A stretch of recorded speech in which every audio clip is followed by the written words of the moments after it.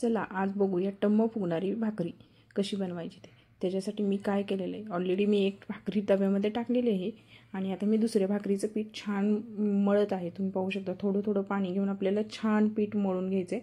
मी पीठ जास्त जुनं असेल तर गरम पाण्याचा यूज करा आणि नवीन जस्ट दळून आणलेलं असेल तर गरम पाण्याची काही गरज नाही, थंड पाण्यानेही तुम्ही छान पीठ मळू शकता.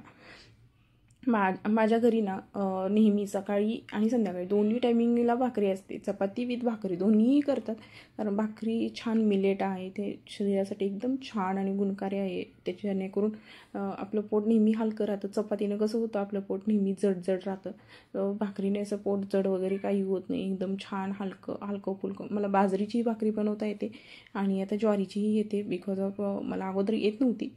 मी ऑफिसला वगैरे जायचे, त्यामुळे भाकरी कधी करण्याच्या भानगडीत मी पडलेच नाही, कारण ऑफिसला टिफिन घेऊन चपातीच घेऊन जावं लागायचं.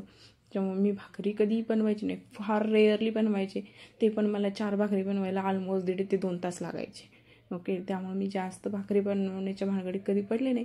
बट जसं लॉकडाऊन वगैरे चालू झालं तसं मी भाकरी छान बनवायला शिकले. कधीतरी म्हणजे आठवड्यात एकदा 2दा मी भाकरी बनवायला लागले आणि आता मला परफेक्ट भाकरी येतात आणि माझ्या टम्म भाकरी फुगतातही, तव्यावर सुद्धा फुगतात आणि डिरेक्टली गॅसवरती शेकल्या तरीही फुगतात. तुम्ही पाहू शकता माझी भाकरी किती छान फुगते.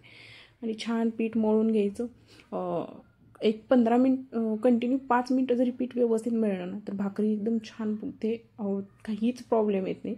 आणि थोडं जुनं पीठ असेल तर गरम पाण्यानं मळायचं आणि थोडंसं नवीन जस्ट दळून आणलं असेल तर आपण गरम पाण्याचीही गरज नाही, खूप छान पद्धतीनं भाकरी करता येते. तुम्ही पाहू शकता मी छान पद्धतीनं करत आहे भाकरी. पण सिरियसली सांगू, भाकरी शिकण्यासाठी मला खूप स्ट्रगल करावं लागलेलं आहे, कारण ऑफिसमुळं मला कधी भाकरी करायचं वेळच नाही आली आणि संध्याकाळी मी एकटी जेवायला असायची, हसबंड माझी नाईट ड्युटी असायची, त्यामुळं तो प्रॉब्लेम होत होता. पण आता दोघांचाही रेग्युलर ड्युटी आहे आणि त्यामुळे आमचं काय होतं, रेग्युलर ड्युटी असल्यामुळे काय होतं, दोघेही सोबत भाकरी खायला असतो आणि गरम गरम भाकरीच छान लागते. थंड झाल्यानंतर मग ती भाकरी काही एवढी छान लागत नाही. पण थंड भाकरीचे, शिळ्या भाकरीचे तुकडे पण तुम्ही एकदा नक्की ट्राय करा आणि मी रेसिपी तुम्हाला नक्की शेअर करेन. तेही माझी खूप जास्त फेवरेट आहे, शिळ्या भाकरीचे असे झणझणीत तुकडे. तुम्हाला मी शिळ्या भाकरीचे झणझणीत तुकडे आणि दूध, आय लव्ह इट.